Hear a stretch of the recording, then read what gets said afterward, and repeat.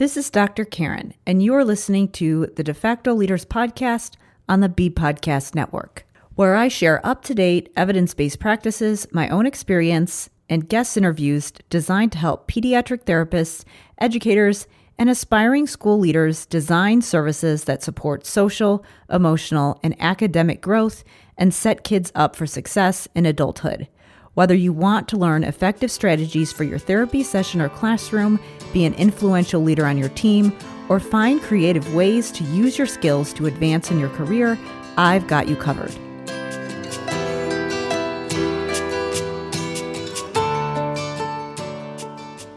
Hey there, it's Dr. Karen, and welcome to episode 158 of the De Facto Leaders podcast on the B Podcast Network.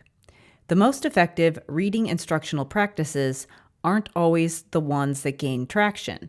It's usually the ones with the most successful marketing campaigns. The best marketer wins, but this certainly isn't a win for the students who go without effective instruction or the school staff struggling to support them.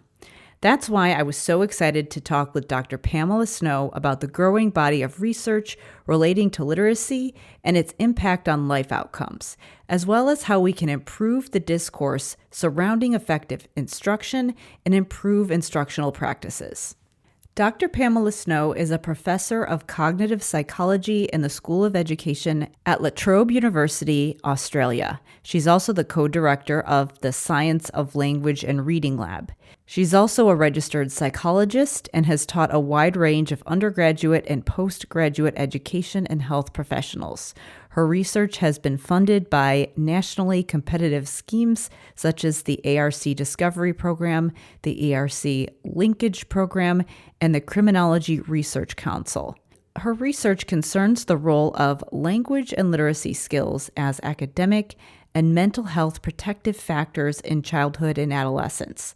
She has conducted research on the profiles and needs of high-risk groups, such as youth offenders, children and adolescents in the state care system and flexible education systems, as well as research advancing evidence in the language to literacy transition in the early years of school. She established the Science of Language and Reading Lab at La Trobe with her colleague, Professor Tanya Siri, and has been published in a wide range of international journals.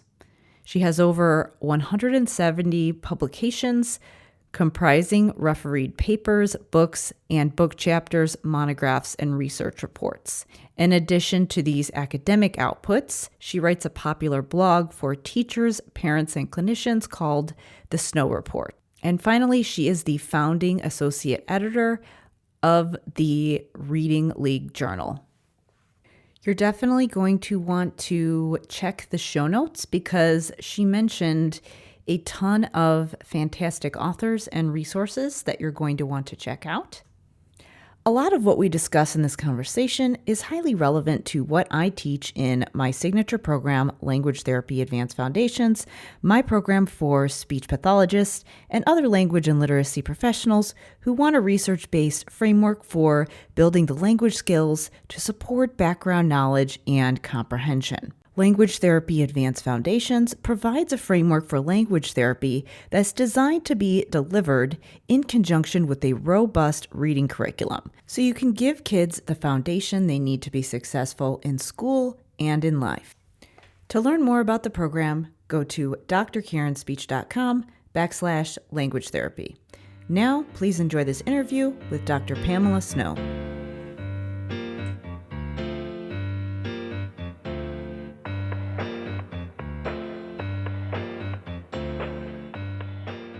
Today, I am joined by Dr. Pamela Snow. So thank you so much for being here with me today. It's my pleasure, Karen. Thank you. Well, I thought we would start off by having you share a little bit about yourself. So the history of your career and what you're doing now. Oh, well, because I'm old, that's a long history, Karen.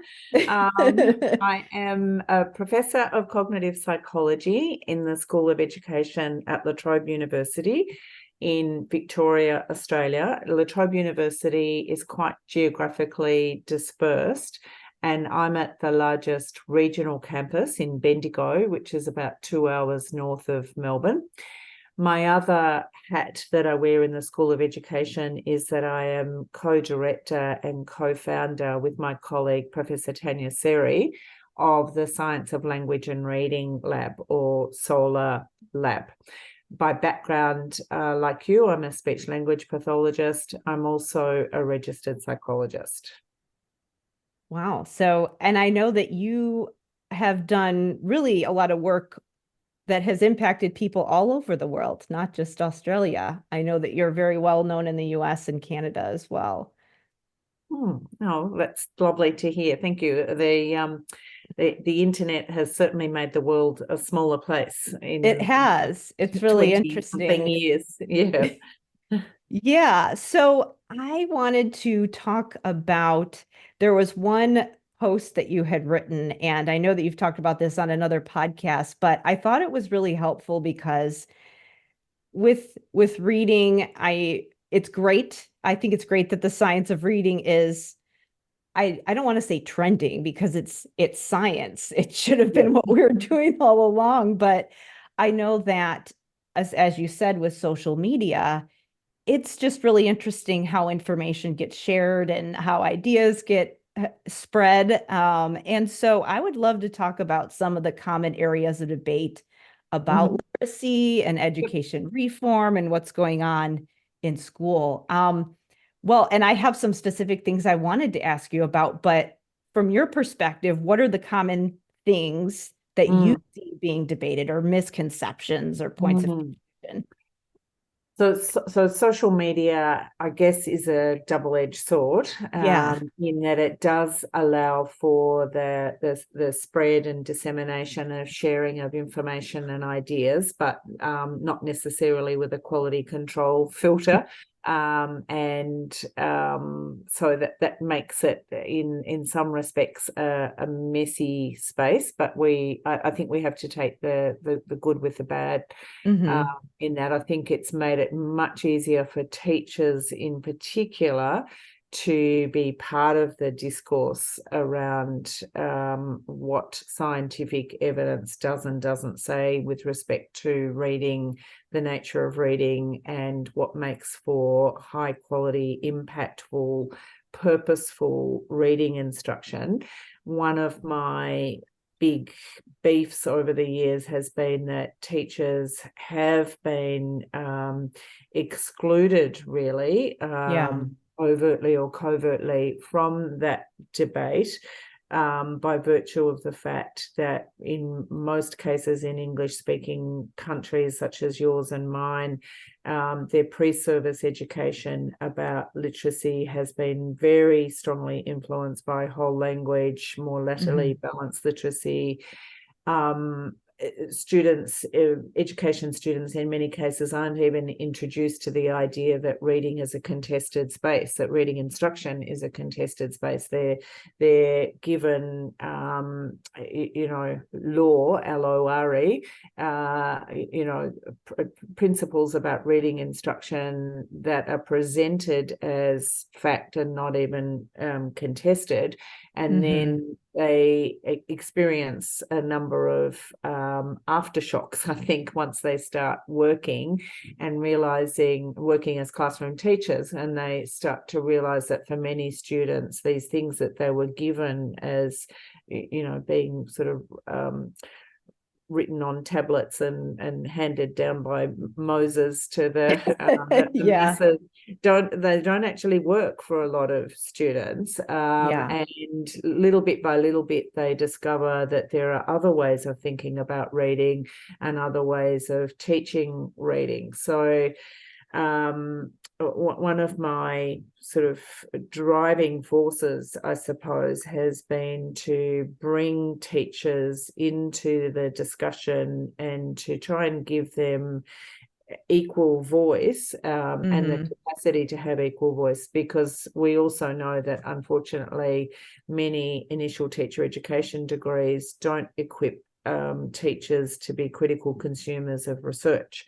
So they study a lot about research methodology, how research is done, what the quality control pipeline is for new knowledge and how to critically appraise a research paper.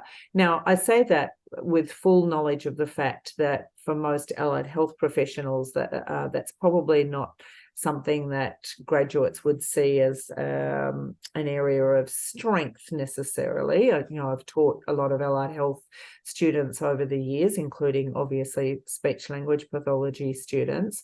And I think most of them would say, oh, I'm not super confident on research methods, but they have at least been exposed to research methods, to the scientific method. And when I say the scientific method, I'm not just talking about positivist quantitative research. We should be talking about rigorous research regardless of paradigm. There's high quality quantitative research, there's low quality quantitative research, and the same applies in quant and qual research methods. So social media has perhaps kind of lifted the veil for many teachers, remembering, of course, that we have no idea what percentage of teachers engage with social media. What we used to call Twitter, we now are meant to call X. Well, now it's probably TikTok. Well, yes, and I haven't got to TikTok yet. There's a lot going on over there. that's another frontier that I perhaps need to think about. I'm a relatively recent newcomer to even LinkedIn. I am very active on Twitter or X. There's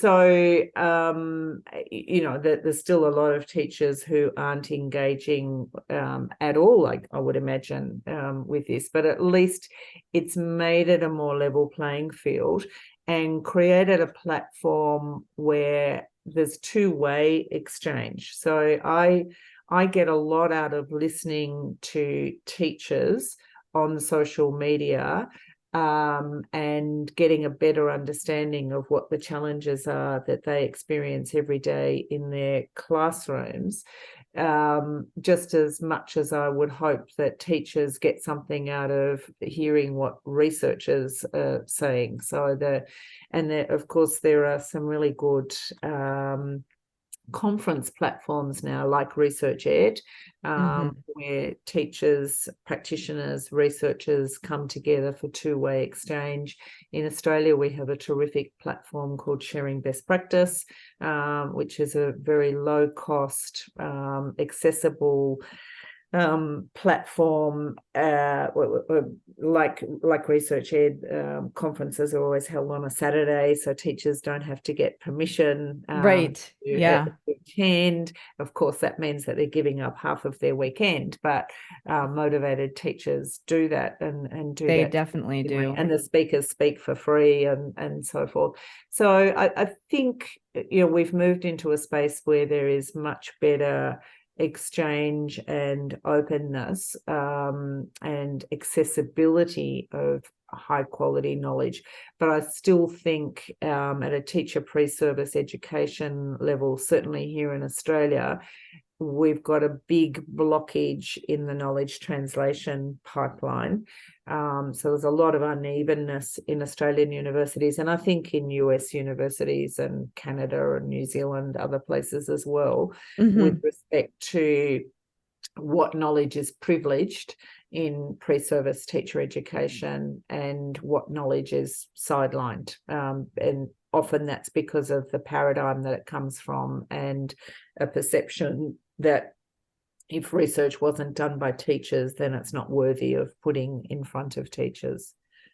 Yeah, there is kind of that two-way street, I think. And I do think it's good that with social media, you can have that ongoing feedback loop of, is the research useful? Are we taking teacher feedback and needs into account?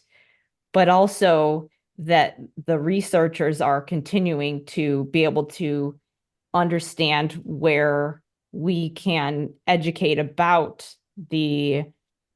just being good consumers of it as well. Because I know that sometimes I've looked at things where you can clearly tell that it's a marketing campaign. It's not a research article. When you're seeing these methods being promoted and it's the same authors over and over again, to me, that's a big red flag. And it doesn't mean that it's bad, but it might mean that there needs to be more rigorous research about that method aside from the people who authored it. Or when you are just seeing very small case studies and there's not really any efforts to move beyond that. And I know that a lot of times when you are working with certain populations, it is harder to get those big research studies done and it takes a long time. And I think that from the practitioner standpoint, people are saying, I don't have 20 years to wait for you to give me the research studies. I have humans in front of me right now. So Exactly. I understand the frustration of why some people kind of get a bad taste in their mouth from interacting with the academic side. But at the same time, when you have kids who are getting instruction that is causing them to not be able to read, and then all of the negative impacts that that could cause, that's an issue as well. So it's very challenging, and it's actually very difficult when people start doing their own research, as you know from your experience. yeah. What they discover is just why there are so many unanswered questions, because it's so difficult and cumbersome and expensive and time consuming to do research. So, we know there are countless numbers of important questions that we can't necessarily dial up, rigorous, high quality research to give us a definitive answer. So we have to kind of gather information from the sources that we have and look at alignment with robust, well-regarded, tested theories of reading, and do what Steve Dykstra so eloquently talks about. You've probably seen, and your listeners might have seen, his target metaphor, and he talks about the fact that there's only a limited amount of research to support what goes on in the bullseye of the target, and the further you move out from that bullseye, the thinner the research evidence gets. But that doesn't remove the imperative for us to be thinking about alignment with theoretical principles, and dropping breadcrumbs, if you like, conceptually, to say, well, if we're going to do this thing, how well does it align with a robust theory of reading, like the simple view of reading, or like Seidenberg's 4-part processor model, or Kate Nation's updated model of the simple view of reading. Is there a theoretical alignment, not just, okay, we're just going to go off and do this thing? And I think education has a history of just going off and doing this thing. There's been a lot of fads and fashions in education where, as Louisa Moat said more than 20 years ago, that any idea in education that can muster a vigorous advocate has been seen as worthy of being entertained. A vigorous advocate might just be a very noisy person, a charismatic person, an influential person. And so that means ideas get translated into practice very often without any theoretical foundation or empirical support. In the United States, you have an FDA, Food and Drug Administration.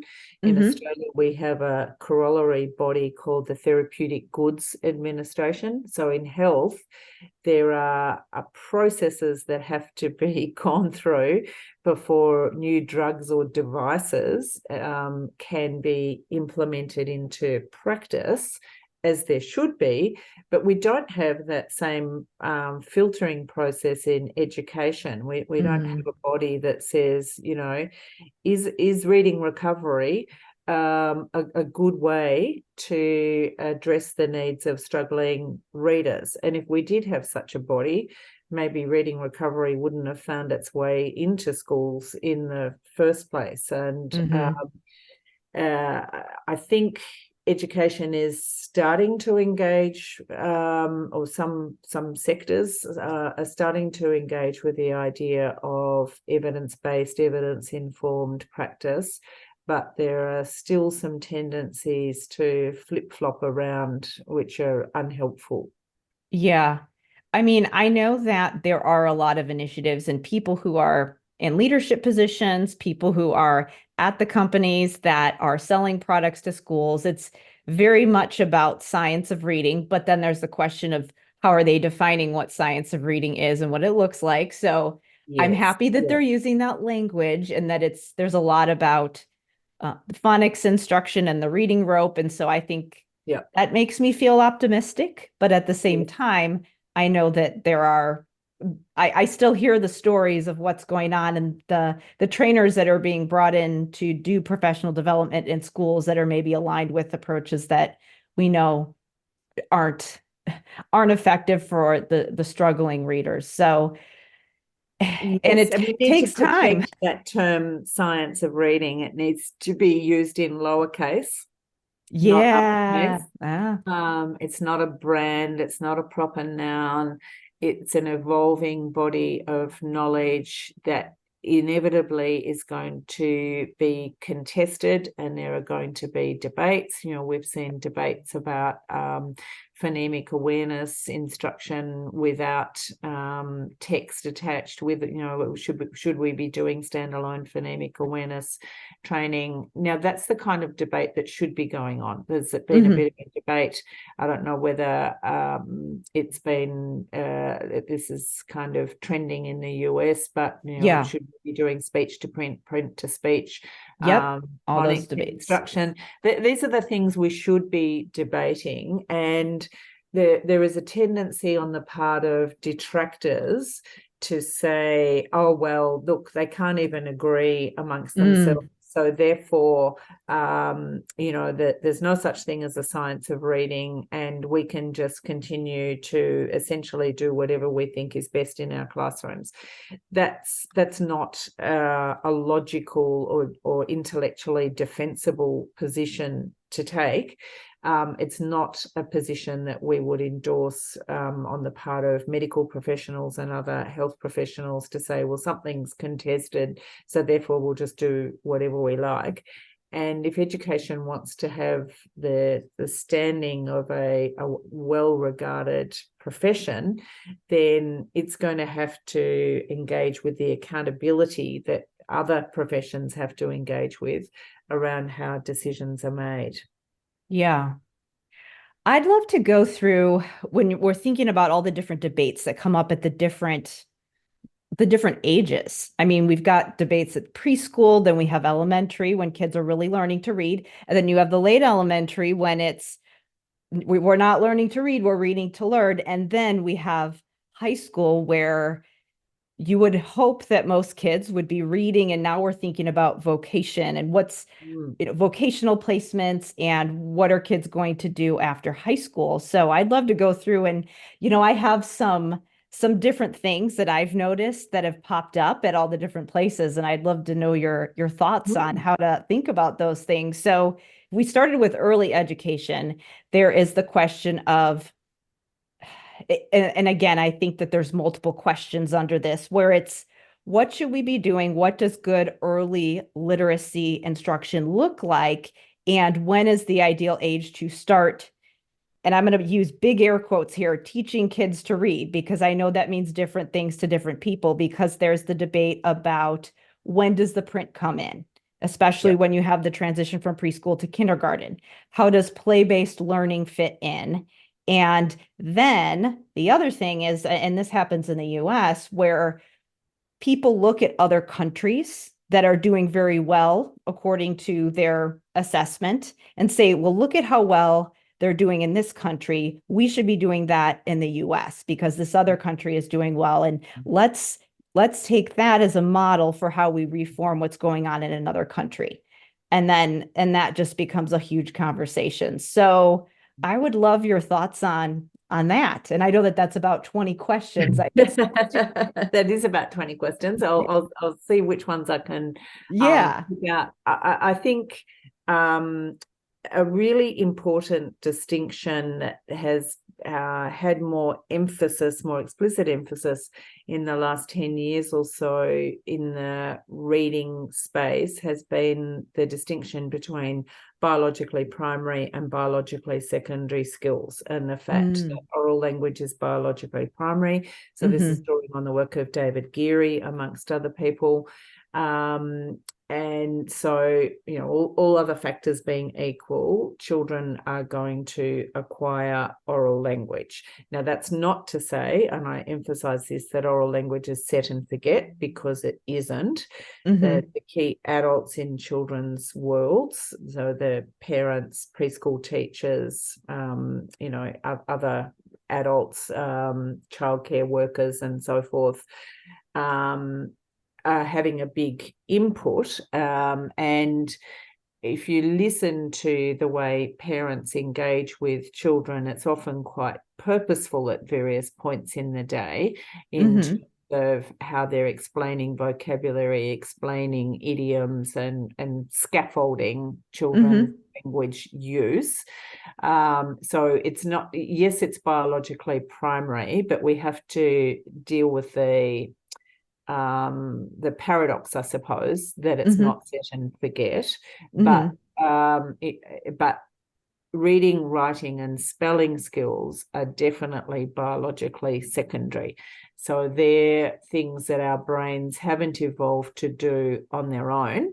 We have as Steven Pinker describes it, a language brain that can become a reading brain if it is exposed, and ideally in the appropriate developmental window, which is probably age 5 to 8, to instruction that helps children to understand the purposes of print and the way that print and speech map to each other.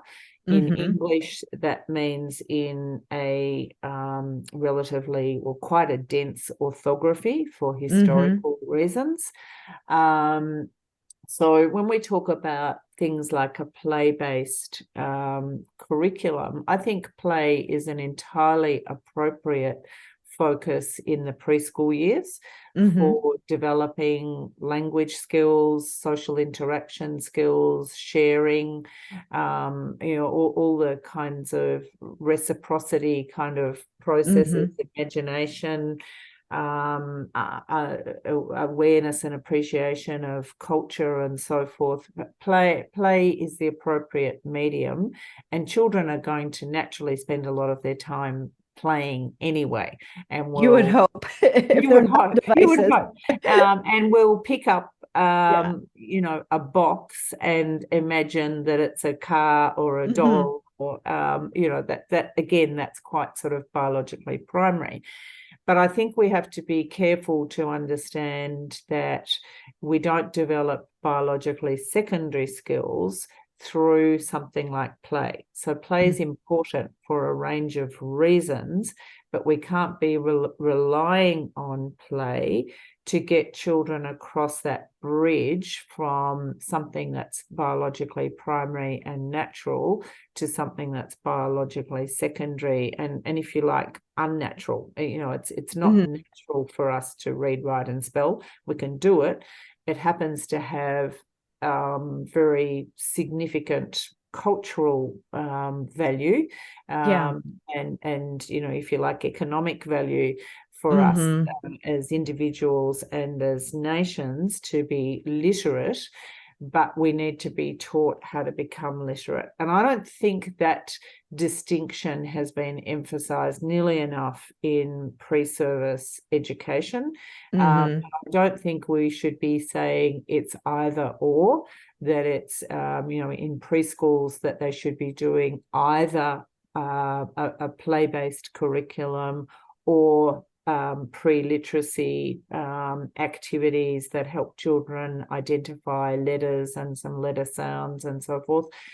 Why can't we be doing both? This should not be, in my opinion, in opposition to each other, but we should be understanding that the preschool year is a transition year, where children are moving from the social, the interactional, the relational, the experiential, into something that is going to be more instructional, because school is essentially where you go to develop those biologically secondary skills. So we wouldn't expect children to pick up algebra through play. Right, exactly. To pick up reading, writing, and spelling through play. So I think it just needs a more nuanced kind of discussion, and we can allay a lot of anxieties if we appreciate that we can be doing both, and doing both in a purposeful kind of way. I'm going to take a quick break here to talk about Language Therapy Advanced Foundations, my program for SLPs who want to create a research-based framework for language therapy. When many people start the program, they are working on comprehension goals. Usually these goals might be surrounding things like following directions, WH questions, stating the main idea of things that they're reading. And while all of these skills might make sense in certain contexts, many of them are finding that their students just aren't making progress. And that's because, as we discuss in this conversation, comprehension is not an isolated skill, but rather a construct that has a lot of different things woven in that overlap with each other. That's why the framework that I teach centers around teaching vocabulary and background knowledge, but also gives you a framework for some of the other language skills that are going to support that high-level comprehension. Things like semantics, syntax, orthography, so things that are going to build vocabulary, things that are going to support metacognition and independent word learning, and also be an important piece that can be implemented in conjunction with a robust reading curriculum. To learn more about the program, you can go to drkarenspeech.com/language therapy. Now, let's get back to the conversation. This is a thought that popped into my head as I was just having different conversations about, because I have people ask, well, what apps can I use to build my child's language skills, or what things can I be giving parents to do at home? And I love audiobooks. I think they're a great tool, but we do have to understand that listening comprehension is different than reading comprehension. And I love an audiobook as something to do on a family road trip, or as part of what you're doing to build language skills, especially if it's a book that a child can't read yet, but that we also need to be spending time with print. And that tends to get, I've noticed that people get a little heated with some of those conversations. And something that I thought about was, well, if you, like, people who know how to read through Braille, they have to learn how to do it. We wouldn't expect someone to listen to a book and know how to read Braille. And none of us know how to do it. We would have to learn how to do it to map those symbols. So to think that we would be able to read visual print symbols without direct instruction wouldn't make sense either. No, but that really has been a central premise of a lot of reading instruction over recent decades. The idea that immersing children in text and in high quality, so-called authentic children's literature, and Kenneth Goodman, I think it's fair to say, didn't accept the distinction between oral language and reading. His argument was that, well, children pick up oral language from immersion and experience, and therefore that's how we should be fostering their reading development. Now, you and I both know that there's a percentage of children who do seem to seamlessly get there, regardless of the pedagogy that they're exposed to. We don't know exactly what percentage that is, and there's no doubt genetic factors, social, environmental, individual factors that coalesce to make that small group of children very fortunate. But of course, we can't build entire education systems around the the profiles of that small group of fortunate children. That said, I think it's more convenient for education systems to teach in ways that seem to work for that small group of children. Maybe it's more, or it has been historically perhaps more enjoyable for teachers to be reading big books and talking about stories and doing guided reading and hoping that kids are just picking it up via osmosis. The problem, as you and I both know and your listeners know, is that leaves a very significant proportion of children behind. They become what Reed Lyon described as instructional casualties. And then there's a discourse around, oh, well, their parents didn't read to them enough in the preschool years, or they're not motivated, or they're not trying hard enough, or maybe they've got dyslexia. But maybe there's a significant proportion of children who just haven't been exposed to the kind of impactful teaching that means that they get it, that they understand that these symbols on the page loosely, sometimes closely, but not always represent speech, that there's a system here, it's a code, I can learn the code, and then I can develop automaticity in getting words off the page, and then I can become someone who sees the purpose of reading and enjoys reading. But unfortunately, I think the cart's been put before the horse in many cases, and people have tried to start with a love of reading, but hard to love something that you can't do. I know. Yeah. I mean, I don't have many things I can't do. Yeah, exactly. I mean, and I think that it kind of points fingers in the wrong places, like you said, the parents, and not that parents shouldn't be doing certain things at home to support what's going on at school, but also on the teachers in the schools that maybe don't have access to the tools and the resources. If you need to do some changes to the curriculum and give the teachers the information that they need so that they can put those interventions, or even just not just for the kids who are struggling, but for the kids who are in the entire class, because then you're going to have further problems down the line if you put it in place. I get quite a lot of flack when I say things in blog posts or on social media about the fact that we shouldn't be blaming parents when children struggle with reading.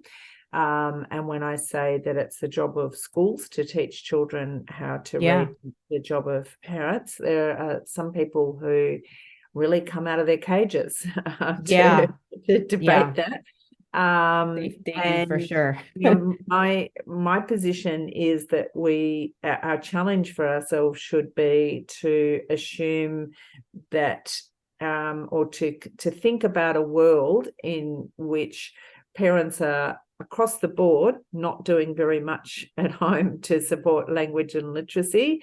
So therefore it all needs to be done at school, and school needs to be ready for children. Children don't just need to be ready for school, and they need to be ready for children at varying levels of,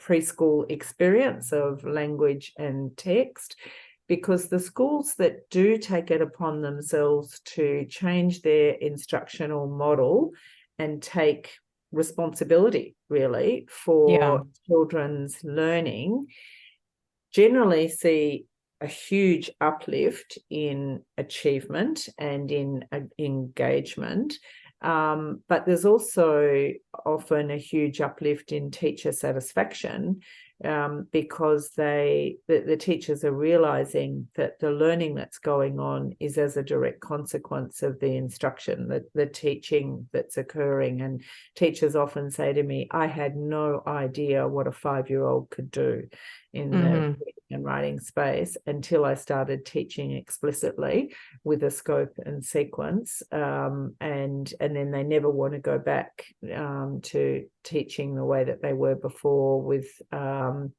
using predictable texts and banks of sight words and queuing when they see that.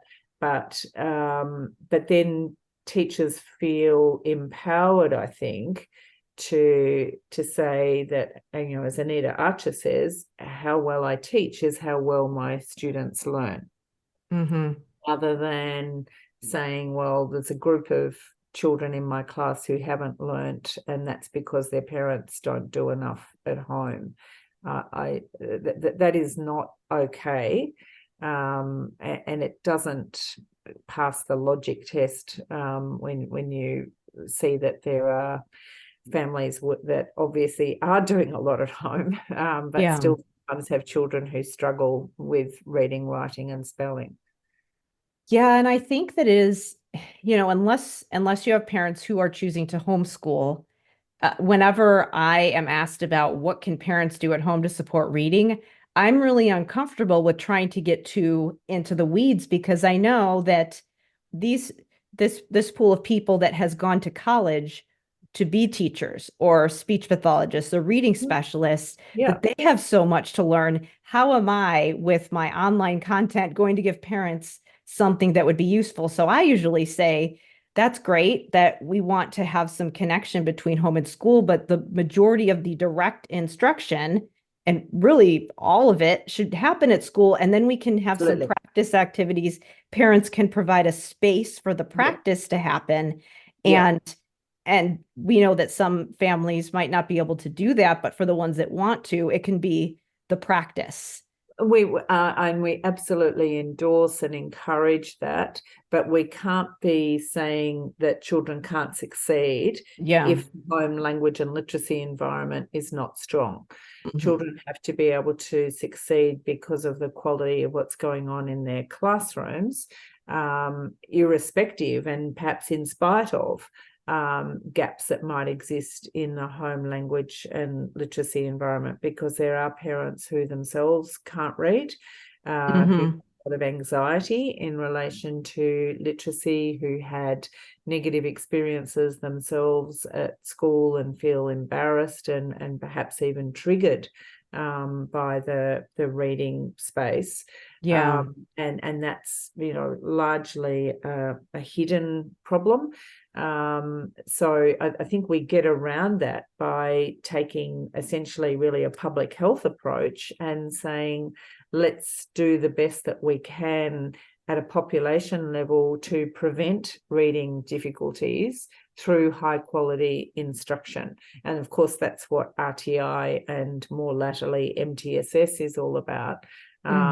It's saying, let's just absolutely get it right from the outset, so that the vast majority of children succeed as a result of the high quality instruction that they're exposed to in classrooms. And then our limited intervention resources are actually available for the right small percentage of children who perhaps do have some form of neurodiversity that is holding them back in the reading space, whether it's a language disorder or another and other factors like autism or intellectual disability that are going to potentially make it a bit harder, not impossible, but a bit harder. So those children are going to need more support. But at the moment, I think in too many schools, because the instructional model isn't as sharp and as focused as it could be,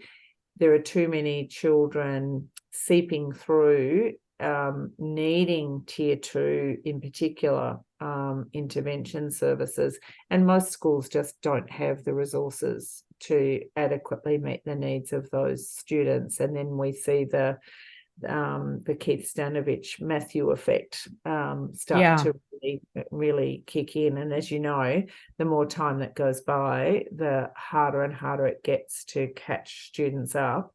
And then we're dealing with secondary psychosocial sequelae that start to kick in as well. Yeah. Yeah, I mean, I know that's, we're kind of talking about the early elementary years when it is really important to do that direct instruction.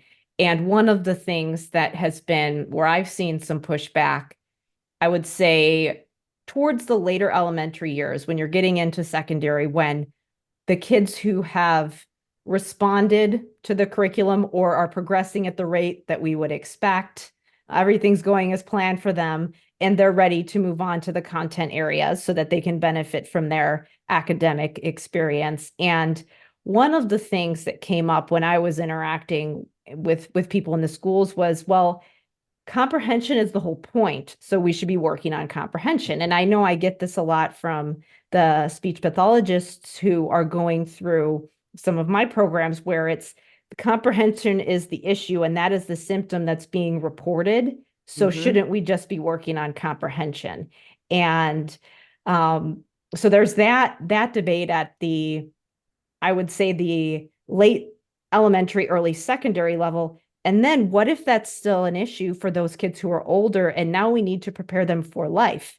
And I know that some kids can even be, depending on what their family situation is, they're considering, do we want to go to college? But do you have the skills to be able to be successful in college? Or even if you are not going to college, you still need good reading and writing skills to be in the workforce. So maybe we could talk the late elementary issue and then go on to the vocational. What does this mean for your life? Well, the comprehension question is a really interesting and important one because, yes, obviously the purpose of reading is to comprehend text, but we can't get past the fact that we've got to be able to get the words off the page in order to comprehend them, and not just simple CBC words. So it's not enough to be able to get words like mat and dog and can off the page, because English is a morphophonemic language. As we move beyond very simple decodable texts, we're going to be looking at polysyllabic, morphological words, and children need to have the ability to decode their way through increasingly long, complex words, which is why I, like a lot of people, think that morphology instruction is important once children have mastered the initial code cracking skills that they need. But I think we need to be thinking about comprehension as a process and not as a unitary skill. And there are a number of different sort of metaphors and paradigms for thinking about this. Nancy Hennessy talks about, in her comprehension blueprint book, talks about a factory assembly line, which I think is a really nice analogy. And she talks about all of the processes that need to occur on that assembly line, like word identification. So when we're talking about comprehension, we've still got to be talking about word identification, decoding, phonics, whatever you want to call it, vocabulary, understanding of sentence structure, background knowledge, inferential language. So all of these things need to be working synergistically in order for that thing that rolls off the end of the assembly line as comprehension to be working properly, to be functional. So if we're going to say we're going to work on comprehension, then we need to be purposefully working on all of those components. And that, of course, includes decoding ability. The only real reason that I and other people emphasize high quality, explicit, systematic synthetic phonics instruction in the early years is to knock that barrier out of play to comprehension. It's not because we want to be doing lots of drill practice. I mean, drill practice is important on understanding how speech and print map to each other, but we really want to knock a barrier out of the way to comprehension. So if we've got children to a point of automaticity, then we can be really, we can look at the upper part of the reading rope, for example. That's where we would want the focus to be, recognizing that as students work through the primary or elementary years and into the secondary years, they are going to need to be able to find their way through increasingly morphologically complex words, words that have affixes. They need to be able to identify the base. The base, of course, carries most of the meaning, as Deb Wasser always emphasizes. So knowing the meanings of some of those Latin and Greek bases is really helpful and important. And knowing the meanings of the prefixes and suffixes. Now, a lot of the suffixes have got a inflectional, and so they've got syntactic meaning, if you like. They make words behave appropriately in sentences, where a lot of the prefixes have more of a semantic influence on words. So the prefix D has a very different influence than the prefix re or un, for example. And explicitly teaching those things to students is building comprehension. So I think we need to not be talking about comprehension as a unitary concept, which I know you're not, and thinking about the components of comprehension and how we're going to teach them.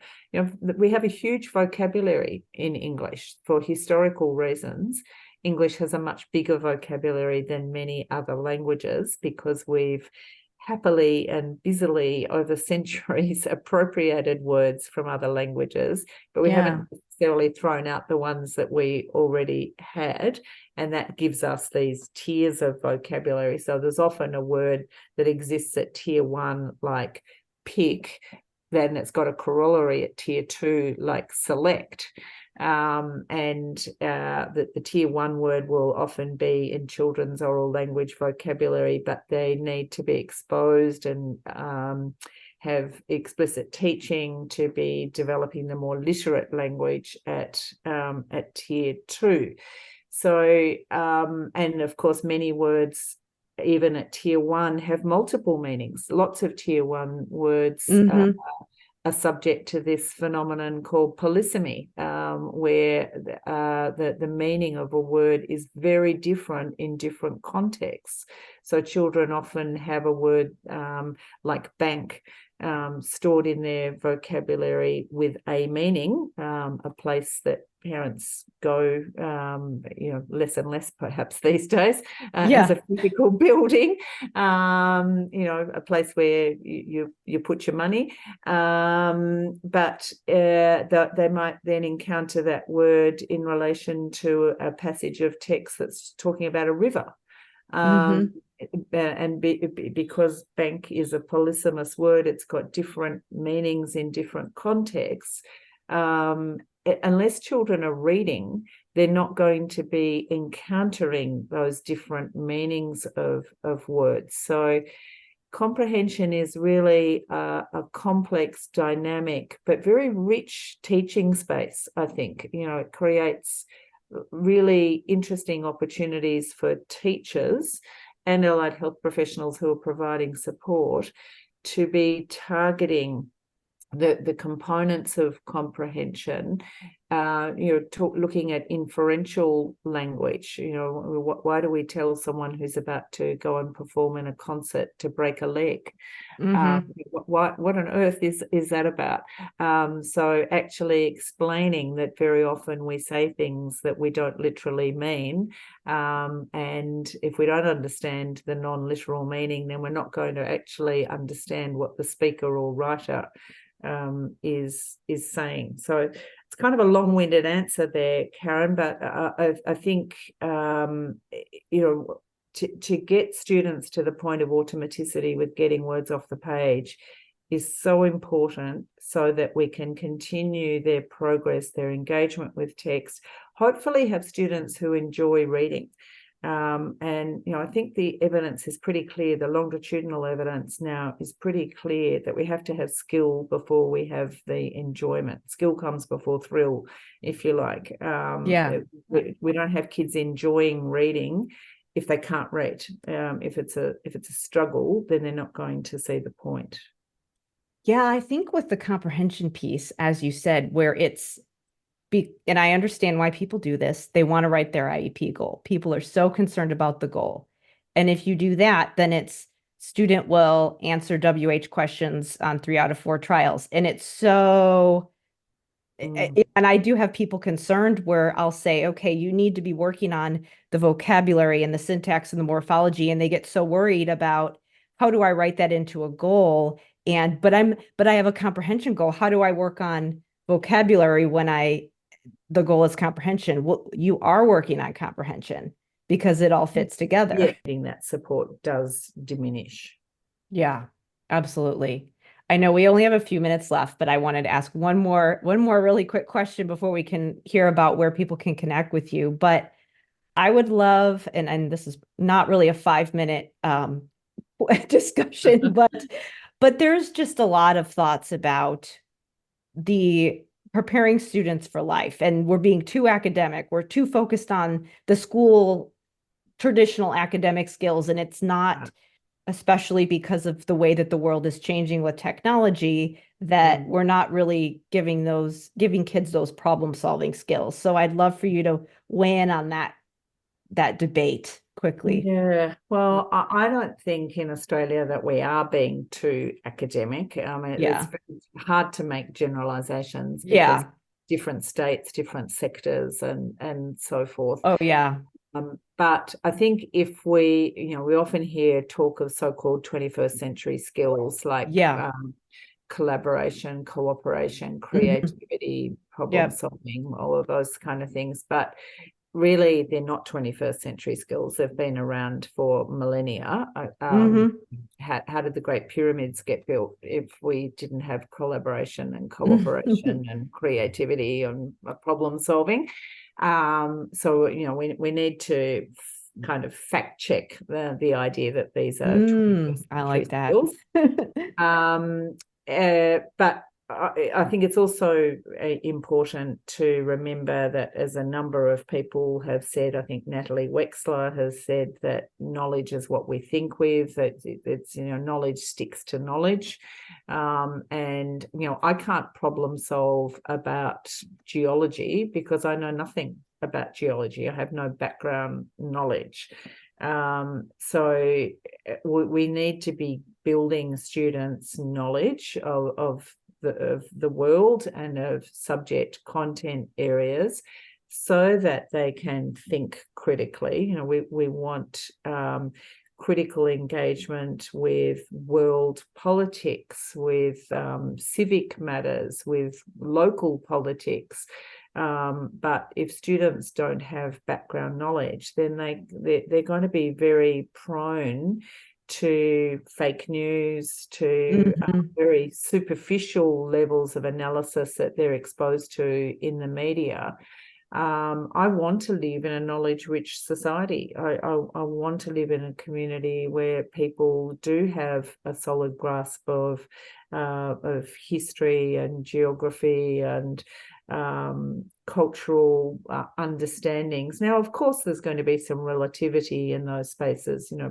History is, a contested space. So that's fine, but you can't even be part of a contested debate if you don't have some background knowledge. We're hearing a lot about the tragic circumstances in the Middle East at the moment.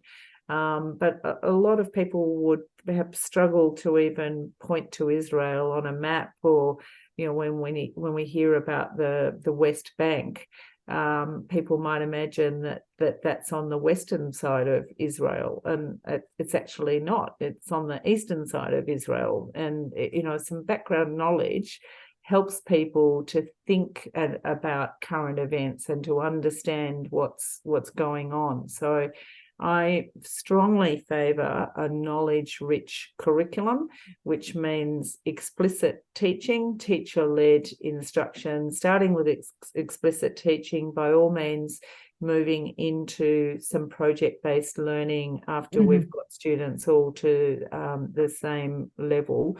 And I think, that's what our secondary schools in particular should be really focusing on, building on the strong foundations, hopefully, that have been established in the elementary school years. And we need to support teachers to do that, because for many teachers, their initial teacher education did not prepare them to teach explicitly. Many teachers were told that explicit teaching is a bad thing, that they're almost cheating if they're explicitly teaching, and they need to be boring kids or boring kids. And I know from time spent in classrooms where high quality explicit teaching is occurring, that it's fast paced, it's interactive, all of the students are involved and engaged. Again, I'll quote Anita Archer, that learning isn't a spectator sport. So we don't have the capable, able students participating and the more reticent, perhaps struggling students holding back because they're not putting their hand up. So, if we're applying good explicit teaching principles, we're having a no hands up policy, we're calling on non-volunteers in a very inclusive way, and promoting learning, and socializing students into learning routines. That means that we're using their instructional time in a highly productive way. But that's a very big shift for many teachers in what they get up in the morning to go to their workplace to do. And not all teachers are up for that. Not all teachers want to change for ideological reasons, perhaps, the way that they teach. Yeah. But that's another whole discussion about it is whether we should be letting individual professionals choose their own adventure, or whether we should be saying, as professionals, you need to be applying the approaches that have the best evidence to support them, as we do with other professions. And I know that you, in a recent post, talked a little bit about that, about how much autonomy should we be having in education. So we can link to that, because it's a really good article. Less would be my answer in a word. Yes. Yeah, I know. And it's a counterintuitive, almost controversial stance to take in some groups, depending on who you're talking to. So that's right. Absolutely. So where can people go to connect with you, learn about your work? Sure. So there's my blog post, the Snow Report, and my La Trobe University homepage. And we also now have a Solar Lab website, and I can send you those That'd links be great. if you don't already have them. I think most of them are in my electronic signature, actually. But they're probably and Twitter or X. I'm fairly active there. Not terribly active on other social media platforms. So they're probably the main ways. Okay, great. Well, we'll link to all those things. Thank you so much for being here with me today. It's been lovely to chat, Karen. Thank you.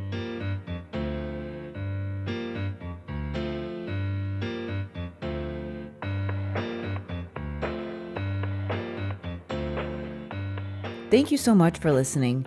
Be sure to check the show notes for links to all of the resources and information about authors and experts that were mentioned in this episode.